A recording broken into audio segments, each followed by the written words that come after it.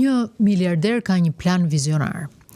Të dërgojë një grup të rinj të jetojë në Mars për një kohë të pa përcaktuar.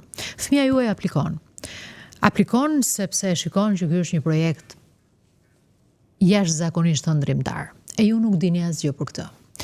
Kështu e nis në mënyrë të drejtë për drejtë brezin e ankthit veprën, një autor i cili bën analizë të gjithë demonëve që kemi në kohën tonë, midis fëmijëve tanë, vetes tonë, atyre që kemi pas në historinë tonë.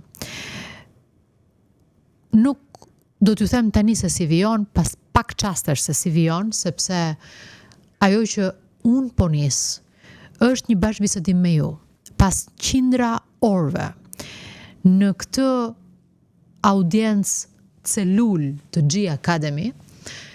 Vendosa që nga 40, 30, 20, 50 veta të cilët me orë fundjavash, jo pak të lodhshme, jo vetëm për mua, por dhe ata që kanë qenë këtu dhe kanë dhënë veten me lëkurën që e kanë treguar deri në fund, që kanë ikur nga kjo sallë e G Academy duke u përlotur dikush dhe duke mos ndalur do të lodhët dikush tjetër, apo duke qeshur më të madhe dikush se ka thënë një gjë që nuk e thot me të vetët, një taktik midis rrëfimit dhe përballimit vetes dhe të këqijave të vetes që her pas here nuk na e lejon as miqësit, nuk na e lejon as koha, nuk na e lejon as konkurenca, nuk na e lejon as materia, luksi i kërkuar, i shfrenuar që na bën konkurrencë dhe na bën sfidë, jo vetëm për vete, dhe për fëmijët tanë, do ta them shumë herë këtë, dhe për ata që kemi në supet tona, sepse unë e ca si ne jemi bërë prindër për prindrit tanë, jemi bërë prindër për fëmijët tanë dhe jemi një brez i cili ndoshta nuk është ky brezi zen sipas nesh, që e ka të gjitha në Terezi, çka nuk është fare në Terezi ta thuash këtë. Jemi një brez i cili takoi Shqipërinë diktatoriale, takoi Shqipërinë hipokrite, takoi Shqipërinë intrigante, e psoi Shqipërinë e kompromisit, dhe sot të gjithë ata individ suksesshëm që më kanë ardhur në G Academy më kanë thënë, kjo që më ndodh këtu është një gjë që do ta dëgjojnë shumë njerëz. Dhe kështu nisi shtysa për të bërë Grita Duma podcast. Do të jetë një projekt që do të lidhi mendimet e mia, qëndrimet e mia, për atë që di, për atë që kam kaluar, bazuar në një të vërtetë të madhe. E kam nisur sa kam mundur në jetën publike, sa më është lejuar, si njëri përgjithsisht i vërtet, dhe kur them këtë përgjithsisht i vërtet, jam e vërtet.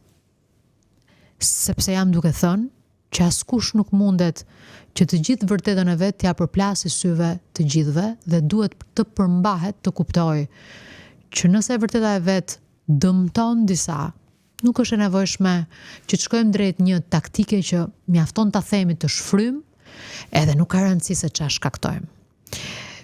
Mjafton të ta shpallim pa kënaqësinë dhe kemi ndërtuar suksesin. Nuk ndodh kështu. Shumë nga mos sukseset, nga mos arritjet, nga dështimet tona personale dhe nga dështimi i Shqipërisë në tërësi, me kohën fillova të kem bindjen që është shumë e tepër e ngjizur në mendsi. Plot njerëz thonë, shqiptarët meritojnë këtë, s'meritojnë atë, ky popull meriton më keq, po meriton më mirë. Kjo është një gjë amorfe, populli. Çfarë do thot popull? Kush janë popull? Dhe nëse do biesh dakord që statistikisht janë shtresa që merr kaq minimumin etik deri në shtresën e mesme me rrog kaq, përsëri do i hym shumë podheve dhe jove në këtë përzgjedhje. Në tërësi, ne jemi kultura jonë, nuk jemi statistika jonë. Dhe kultura jonë, një nga problemet që na jep është të veprojmë her pas here në të kundërt të interesit më të mirë të vetes. E kur them të interesit më të mirë të vetes, nuk nënkuptoj vetëm interesin ekonomik. Pa diskutim, jam një hidhtare që nëse njeriu nuk ka një standard ekonomik normal, s'mund të jetë njeri. Dhe në emër të kësaj e nisa G Academy. Dhe në emër të kësaj e kuptoj që ata që më thonë duhet ta dëgjojnë më shumë se sa 30 veta në 3 orë, e nisa Grita Duma podcast. Për të shtyr, për të motivu, për të ngacmu, të gjithë mekanizmat që i kemi brenda nesh, por që si butona nuk i kemi shtypur kurrë. Dikush na pengon nga mënyra si jemi rritur, dikush na pengon nga kushtëzimet që na duhen për shkak të punës, për shkak të karrierës, për shkak të suksesit që nga i cili s'dim të ikim. Dikush na pengon nga gjyqësitë që na shkaktojnë të tjerët rreth nesh. Dikush na pengon se na influencon në mendim dhe nga që e duam shumë nuk duam t'ja prishim. Dikush tjetër na pengon se na thot, po mirë, ike nga këtu, ku do shkosh? Të gjitha këto teknika, taktika dua t'i ndaj me ju për të shpalosur një botë së cilën unë e kam testuar. Dhe nuk e kam testuar as nga perëndimi, as nga emigrimi. Prindërit e mi emigruan, e kam testuar nga ata. Motrat e mia u rritën në Shtetet e Bashkuara të Amerikës dhe jeta e tyre u ndërtua atje. E kam të ndjerë si në lëkurën time, sepse kush do ma dëgjoj këtë do ma besoj, që për njerëzit që duan fort, ndjem më shumë se sa për veten. Dhe këtë unë e kam ndjerë në politik, që kur më kanë goditur mua, shqetësimin e kam pasur për të mit kur përjetojnë goditet e mia, se për vete secili që bën veprimin ka edhe fuqin të marrë përsipër deri diku kostot dhe pasojat, por do të ndaj me ju histori normale, përjetime të përhershme, qëndrime sociale, le të themi analiza jo politike, por zhvillimore pas një diskutim. Sepse duket sikur kemi lënë njëri tjetrin vetëm. Unë e di që e vuajmë mungesën e rrëfimit. Na zhytën në një botë mosbesimesh, duke na hequr fuqinë e të besuarit në Zot. Nuk kemi larg asaj kohe. Por dhe ata që besojnë në Zot dhe që besojnë në një formë caktuar, sërish i mungon forca kulturore ose shtysat kulturore të rritur në këtë vend ku jemi rritur, të rrëfehen plotësisht. Nëse ju do të mbyllni syt dhe do të thoni, a keni pasur vështirësi? Dhe kur keni shkuar të luteni, pavarësisht se cilit besimi përkisni, t'ia thoni me zë disa të vërteta që i dini vetë brenda vetes tuaj, jam e bindur që ajo që më ndodh mua ju ndodh dhe ju. Ne kemi si fillim vështirësi, të themi ato që duam dhe s'duam, ato që ëndërrojmë dhe nuk ëndërrojmë, t'i kemi kurrë afër, t'ia themi vetes me zë.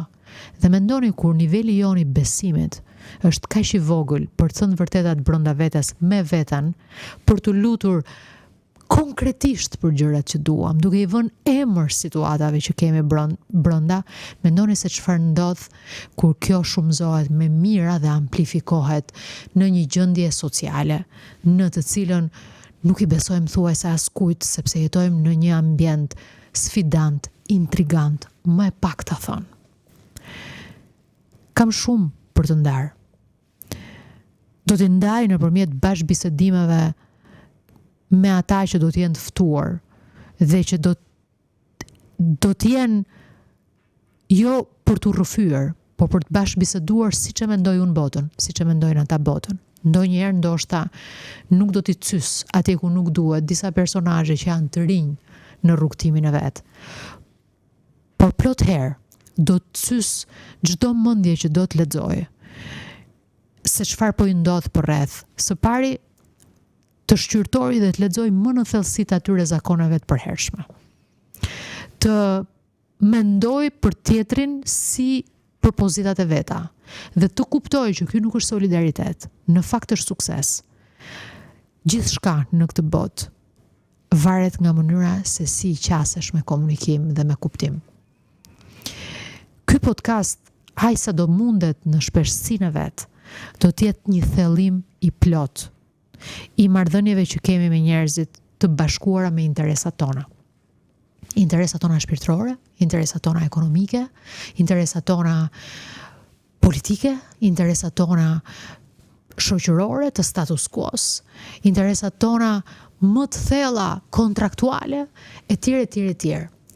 Por është një përpjekje për ta gjetur veten jo vetëm, për ta gjetur tek unë, për ta gjetur tek historitë, për ta gjetur tek shtjellimet, për ta gjetur tek vërtetësitë atyre që do jemi në gjendje të nxjerrim nga vetja dhe nga vetet tona. Dhe veshi që do të dëgjoj, kam bindjen që diçka do përfitoj.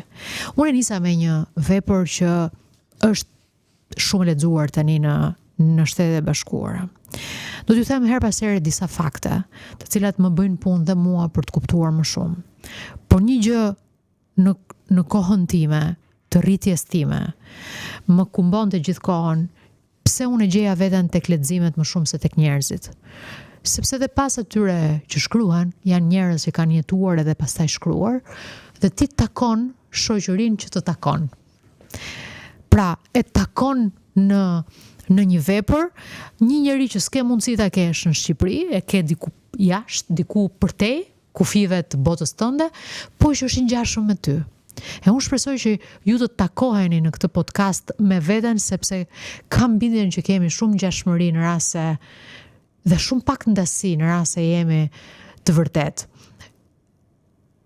Për librat në atë kohë thuaj lexoj për të mos qenë vetëm. Jemi në një epokë tjetër.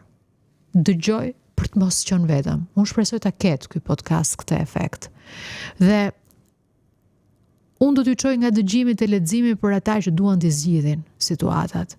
Sigurisht mund të dëgjosh, por është shumë ndryshe kur ti lexon, thellohesh aty dhe jo në një ekran dhe kupton se ku duhet veprosh, kujt do rings a bell, i bie një zile në të ngjashmet e përvojave njerëzore.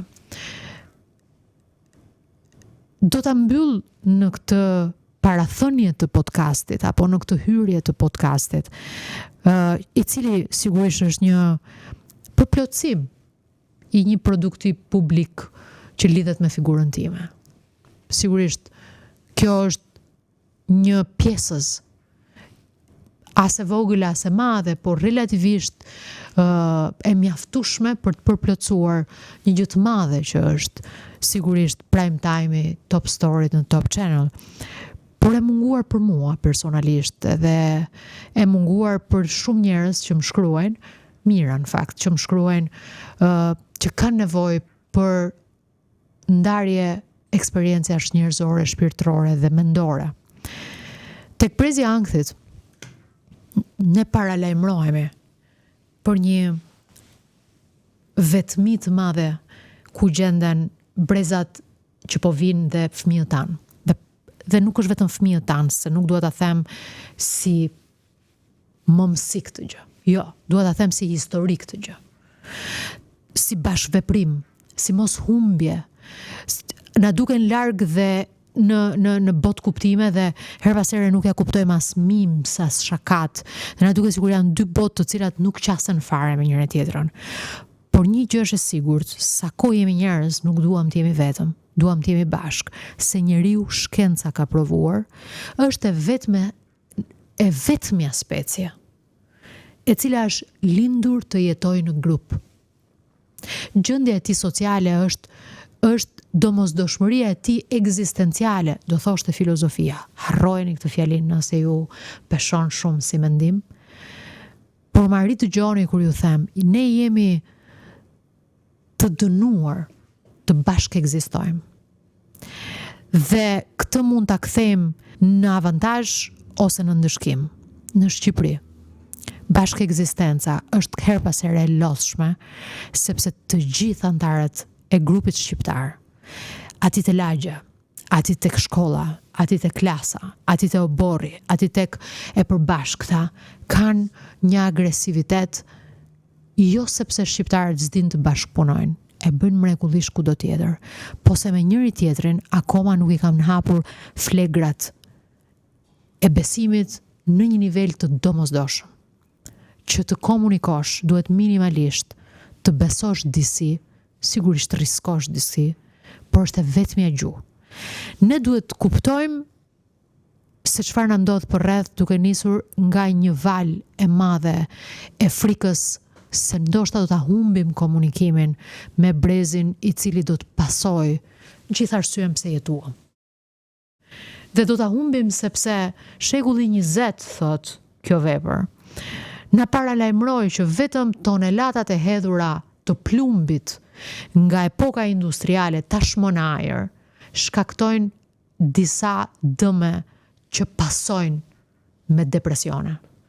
Kam qenë para që i thoja plot mikeshave të mia kur shkonin tek mjeku dhe thonin që s'ke asgjë e ke nga stresi. I thoja, aman, këta mjekët që kanë gjetë një formule ke nga stresi. Po e sigurt është që kjo është një epokë që stresi është gjëja më e vogël. Kemi shkuar tek një nivel tjetër, ankthi, sidomos tek brezi i ri. Po shkojmë në një nivel tjetër që teknologjia po bashkëbisedon me ta dhe po prodhon vetvrasjen. Janë të gjitha nivele të shkallëzuara të një risku, i cili unë nuk shpresoj se unë po flas me ju edhe mira të tjerë flasin dhe kjo do të parandalohet. Jo, janë fakte që thjesht duhet pranohen, duhet kuptohen dhe duhet bashkë veprojmë, ndërkohë që ato kanë nisur të lëvrojnë. Do ta mbyll me minimalen e ndërgjegjësimit që vjen nga kjo vepër. Në rast se fëmia juaj do të kishte aplikuar, kështu siç thot autori që në faqen e parë, që të merrte pjesë te ky projekti miliarder për të banuar në Mars, dhe fëmia juaj është 12, 14 apo 15 vjeç. Shkuarja në Mars do të kishte shtrembruar kockat, forcën për t'ju qëndruar me muskuj gravitetit, e ndoshta nuk do ishte më në gjendje të kthehej në tokë. A do t'i thonit po lëshimit të tij në një projekt të tillë? Jo. Në fakt ajo që bëjmë për ditë duke mos e ditur se çfarë shikojnë ato me sytë e mendjes në teknologjinë e avancuar të telefonave, të rrjeteve sociale etj. Autori thot mund t'ju aprovoj që është më e keqe se sa po t'i linit të shkonin të jetonin në një hapësirë tjetër, ku nuk është vetëm fizikja, por është dhe mendorja që do të shtrembrohet. Do bëjmë shumë diskutime nga këto, shumë alerte nga këto, shumë zgjime nga këto në Ngritë Duma podcast.